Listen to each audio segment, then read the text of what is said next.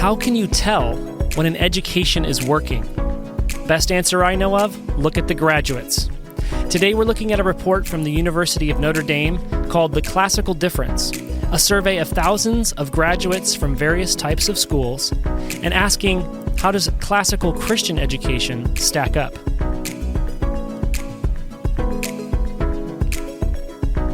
Greetings, ladies and gentlemen. Welcome back to another episode of the Classical Academy podcast, your friendly guide to the world of classical Christian education. I'm your host, Dr. Keith Bueller, and my guest today in studio is Mr. Wally Caddow. Wally is the co-founder and managing director of Trinity Classical Academy here. Wally, thanks for being with us. It's great to be here. Thank you. Now, Wally, you've been in the trenches of classical Christian education for 20 years now. Did you ever think, 20 years ago, we're starting a school, what are my kids going to be like? How is this going to turn out for them? Yeah, I think we thought about that a lot. Exactly. In fact, that was one of the impetus behind our school to start Trinity was initially it was our son Ian at the time, how would education affect him? What was the best education we could possibly give him? And that's really what spawned Trinity. Education is so high stakes because it takes a long time to see what's working and what's not, and you can't go back. As much as you might want to correct things later, these kids grow up and then they go on, and you sort of see how they turn out. Today, we're going to talk about this amazing survey that is just almost unbelievable. That addresses just that question of how are our graduates from schools like ours, Association of Classical Christian Schools, how are they turning out? So let's get into it. Can you tell us about this Notre Dame survey that was recently conducted? Yeah, the survey that was recently conducted, it was between the Cardis Foundation, the University of Notre Dame, and the Association of Classical Christian Schools. We're asking students who had graduated from classical Christian schools in particular about how their life outcomes stacked up against other forms of education, be it homeschools, evangelical schools, Catholic schools, private prep schools, or public schools. And the results were, I think they kind of shocked all of us in that classical Christian school students are performing and their outcomes are markedly better than what we see in other education methods. So this report compared public school and, say, private religious school, Christian school, but not just those two. It's not public versus private here. This is homeschool, Catholic, evangelical, all of the above? Yes. Okay. Yes. So how many respondents, or what was the sort of the sample size for those who are statistically inclined? There's about 1,500 high school graduates and about 300 classical Christian school students who between the ages of 23 and 44. So they had been out of school for some time. Some had been beyond their college years on into their beginnings of their lives and it was looking at their results. But not only, I think the thing that I'm very interested about this survey is that it not only looked at measurements that most education surveys look at, be it two of the categories were college and career preparedness, and whether or not students were independent thinkers. And quite a few different education foundations would do studies on that. But it was some of the other categories that we found most intriguing. What do students have? What is their outlook on life after they graduate from school? Do they still practice Christianity? Do they still have a vibrant Christian walk? What is their Christian life daily on a daily basis? Are they still considered kind of lean conservative? Do they practice conservatism? Do they look at Western civilization as something to be preserved? And finally, one of the most interesting ones I thought was whether or not they're influencers in their communities. Do they continue to affect other people, and their education being the foundation? Well, those are real, measures that I think parents care about, right? We talk a lot about college acceptance, but life is more than just those 4 years of 18 to 22. You really, and also there's temptations in college to perhaps abandon the faith or to start living in a way that's maybe rebellious to what your parents raised you as. So there are these measures that go well beyond college, and this survey looks at them up to age 42, which is now we're talking about a full adult life. So that's amazing. And these are the various measures that were looked at. Let's kind of get into college and career, because that is the most practical one maybe that people think about is my child going to go to a classical Christian school? Are they going to be able to get into a good college? What were the results there? The survey, right on its face, in terms of college preparedness, it seems that classical Christian educated students are about twice as likely to be successful in their college and career as their counterparts, as we said, in the homeschool, evangelical schools, Catholic schools, or what have you, that between earning potential, higher college degrees, classical Christian graduates are outpacing their counterparts by a margin of 2-1. It's quite incredible. And these are measures that we don't even necessarily emphasize. We talk about critical thinking, logic, rhetoric. We're not necessarily just emphasizing entrance exams and SATs, and yet we're still outpacing the schools that do focus on those things. Yeah, I think that at Trinity, we're really teaching students how to think, so that whatever life has for them in their next steps, be it college and then they're on to their career, they can learn something new and they can have the tools. We talk a lot about the tools of learning, and they have the tools to be able to learn anything new. Whatever, we see this a lot in our students who go on into engineering and STEM kind of pursuits in college, in that while those are technical pursuits, our students are almost always tapped as they go off to engineering school to be the ones who present on behalf of the school, or present on in their groups when they've done projects at school. I've talked to numerous students from Trinity that they seem to be singled out from their peers as being able to communicate. In the STEM fields, it's difficult to get to people who are very technically adept and also can communicate well. So it seems like our students are really separating themselves in that regard as well. And this study kind of, I believe that kind of confirms a lot of what we're seeing anecdotally in our own experience, is just that they have a real proficiency to be able to communicate, and communication is just, it's essential in all fields. And it's universal, yeah. So we've got the basics covered in terms of academics, but we really have our sights set higher than that. What are some of the other outcomes that they looked for? Well, one was, what are alumni's outlook on life? What is their life outlook? They measured things like, are you thankful in general? Are you do you have a good idea of what God's calling is to your vocation? Do you trust people? Do you not feel helpless? Do you have goals? Do you have ambitions? And again, classical Christian students seem to outpace all the other categories tremendously. And they scored twice as high in terms of having positive life outlook after graduating. Yeah, so that's amazing. I mean, what parent wouldn't want their child to have thankfulness and a sense of God's calling on their life and trust for people? I mean, these are fascinating questions. So the report also looked at this question of students, if they're raised in a traditional, household, whether they're able to preserve that through college and through kind of the attacks that culture places on people. What did the report find about, these traditional values? One of the things that was not surprising was that classical Christian students continue to hold traditional and conservative beliefs even long after they graduate. For instance, can government solve our problems? What do they think about sexual ethics? Who God is and the authority of the church? Those kind of questions, whether or not science and faith are compatible.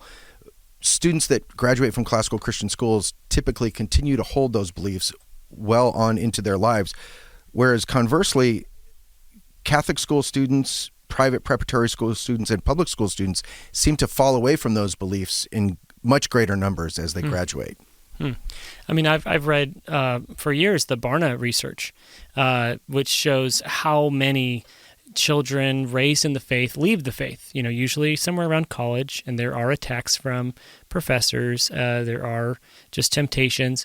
But you're saying that a classical Christian student, if we look at the data more finely, they're far less likely to wander off the path.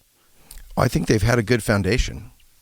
The foundation that you receive at Trinity or the foundation you receive at a lot of classical Christian schools, you really will have a foundation to be able to think through issues that continue to confront you throughout your life, whether or not the government is the solve for all of our problems, or various things that plague all of us that we hear every night on the news about moral and ethical issues. How are we going to synthesize those through? I think classical Christian school students know how to think those things through and how to come to conclusions that have been kind of time tested.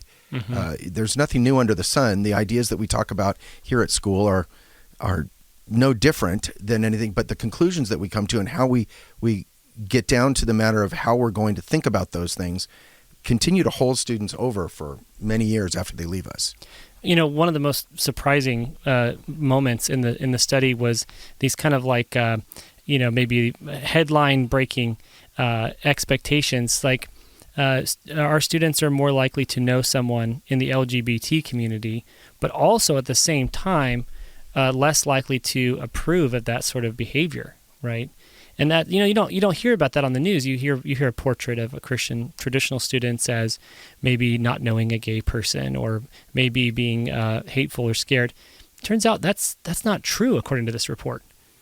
No, I actually think that students here and elsewhere, and I think this kind of bears this out from our study here, is that they're able to take things that are ideas that are different than them and hold those ideas with competing ideas at the same time. That you don't necessarily have to adopt an idea, but you can hold that idea and still have your own thoughts and have civil discussion, and certainly be attentive and accepting of others' humanity, right? As opposed to, I think that Christians, we are definitely get a rap that we are reactionary to people that don't think like us, and that is not the case. That it's not the case with our students here. That is not the case in the community at large. In that we have differences, and yet we can work through those differences, coexist, support each other, and continue on through life side by side with people who think differently than us, or conduct their lives differently than us. That's amazing. I mean, that's really, really encouraging. We're going to dive in. We're going to pause here on segment 1, dive into 3 of the factors that I found personally to be the most exciting in this report, this Notre Dame report. So thanks for being with us, Wally Caddow. Folks, stick with us for segment 2.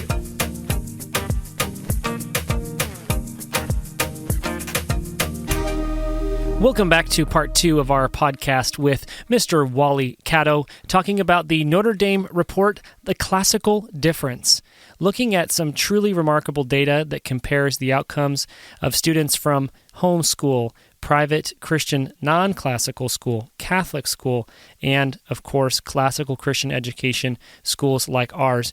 Folks, if you are enjoying the podcast, please go ahead and subscribe. Thank you to those who have left reviews. We always appreciate your positive and honest reviews. Best way to get the word out is to do that on iTunes, SoundCloud, Spotify, wherever you listen to your podcasts.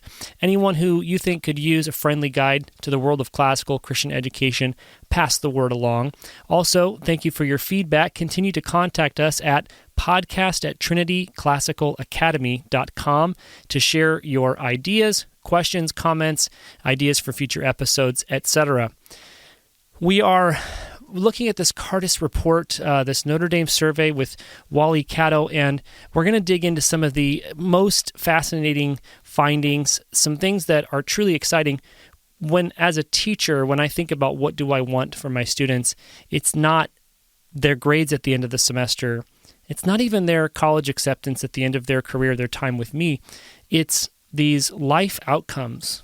I want them to be happy. I want them to live in the kingdom. I want them to live a kingdom life. And some of the data here that I'm seeing, Wally, is truly remarkable. Can we talk about Christian commitment?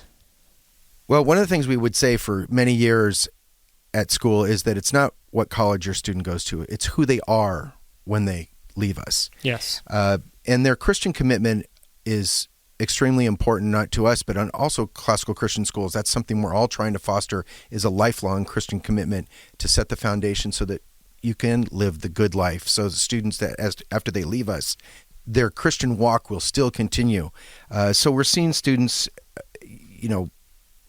between reading their Bible, attending small groups, going off to college to get involved in their local church, and even as they get married, their own kids attending school, that classical Christian students, it seems that they are, by a large measure, continuing their Christian walk, as opposed to certainly public schools, private schools, but even Catholic schools. It seems like the measurements are such that classical Christian school students seem to have a Christian commitment that is demonstrably higher than their counterparts.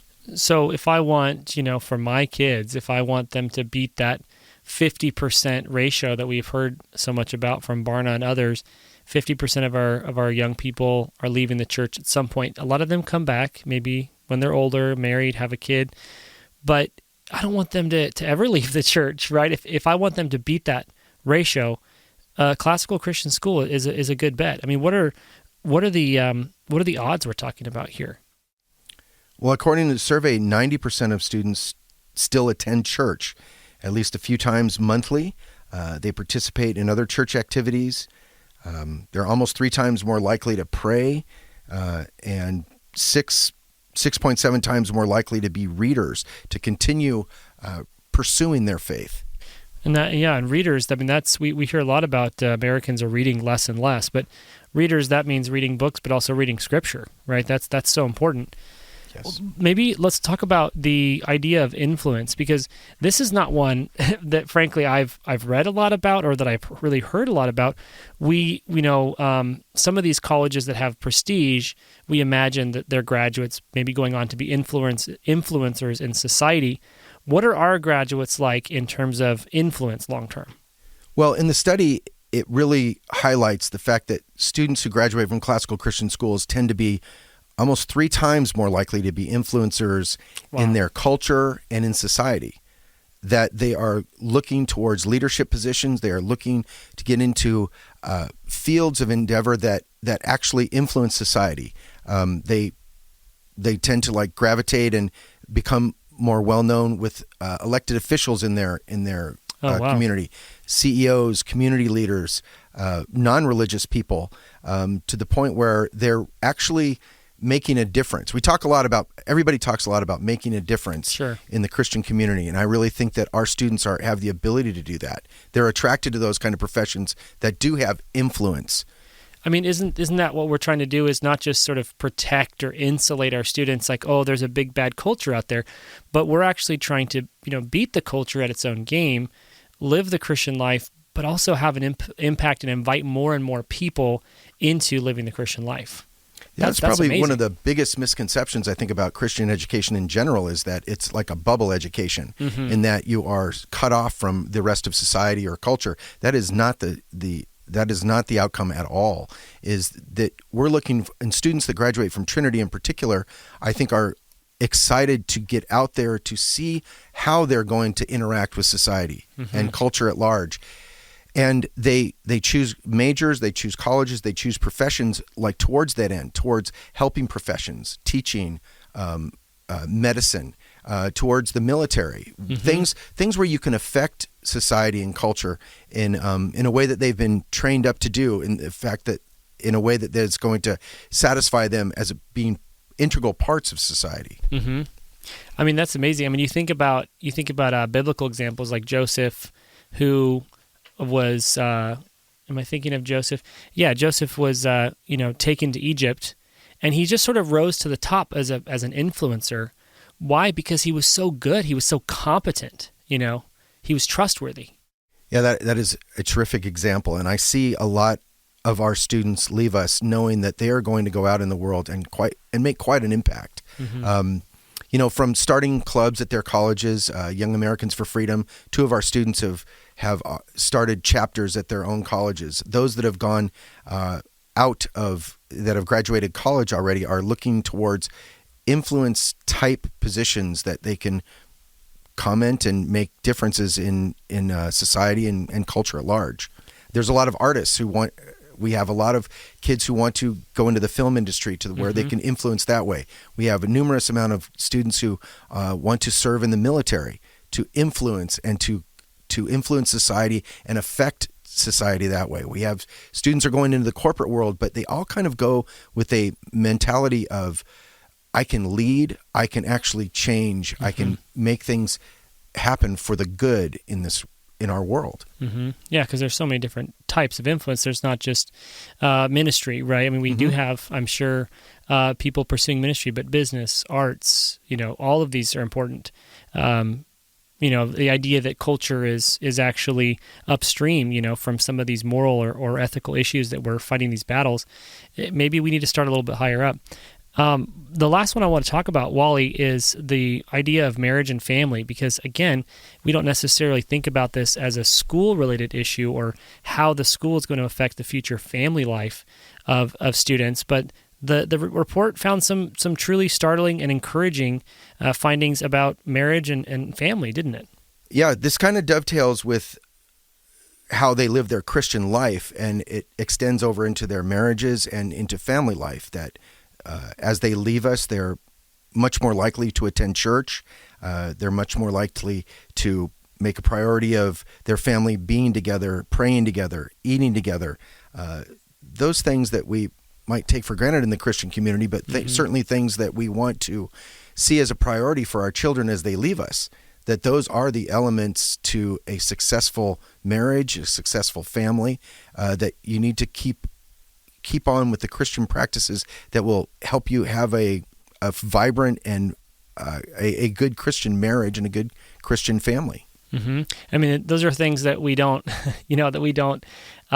think of as like elite practices, right? That, oh man, we eat together, so therefore we're in the top 1% of families. But that is becoming more rare. That families are either too busy, or they're broken, or they're apart, and so they're not able to spend time together. So just the mere idea of eating dinner together, studying the Bible together, actually does seem more and more rare. Well, classical Christian students are encouraged from a very young age to begin to the spiritual disciplines of reading your Bible, of being together as a family. Those kind of things are fostered very early on. So eventually when they leave us, that is something that's very natural in their lives, that we need to continue to be together. To have a good marriage, you need to actually work at it, to be together. And those kind of disciplines are understood from a very young age. That's beautiful. I mean, you hear about the divorce rate in the culture being 50%, and I can't tell you how many sermons about how the Christian divorce rate is just as high, and I've always found that hard to believe. And I was able to read an interview from a sociologist that said, no, Christian marriage is 20-30% at the high end if you're talking about a church-going family. How are the classical Christian school students doing on that measure? Are we around the 20% range? Well, one of the more surprising things that came out of this study is that students who come out of a classical Christian education tradition, the divorce rate is probably about 1%, which is shocking. But there's obviously something going on with this kind of education that is returning to some bedrock faith issues that will enable students to sustain a marriage throughout this crazy world that we live in, and to continue to flourish and, as we say, lead the good life. Yeah, we talked in the last episode with Dr. Dixon about theological practices, right? These things can be trained at a young age; they become habits, and if you make them your own and you practice them, you enjoy the benefits. I don't know the statistics on our school, how many marriages that we have produced from our Trinity alumni, but that'd be fascinating to keep track of, down the road.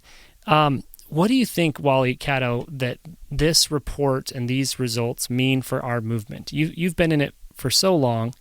You've got the anecdotal evidence that it's working. You've seen some of the data, and now this report comes out.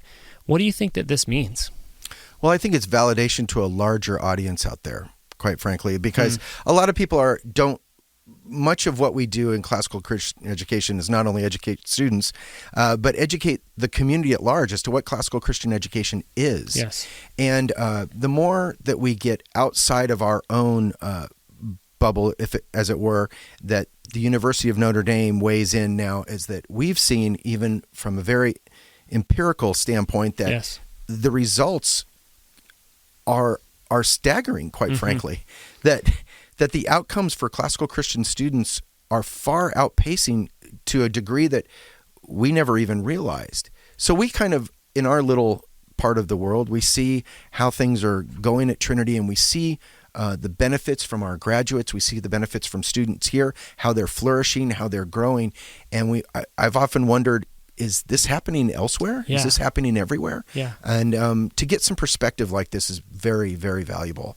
I heard David Goodwin, the president of the Association of Classical Christian Schools, say that when the surveys came back, they had thousands and thousands of surveys, that the folks, the sociologists, these are professional sociologists, they looked at the data and they thought, we must have made a mistake because the differences are so big, and they had to go back and recheck everything, and they just came to the conclusion their differences are real. These students are getting something different at a classical Christian school, and thank God for that.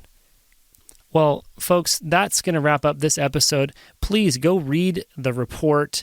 It's called The Classical Difference. It's a sort of a summary of the official report.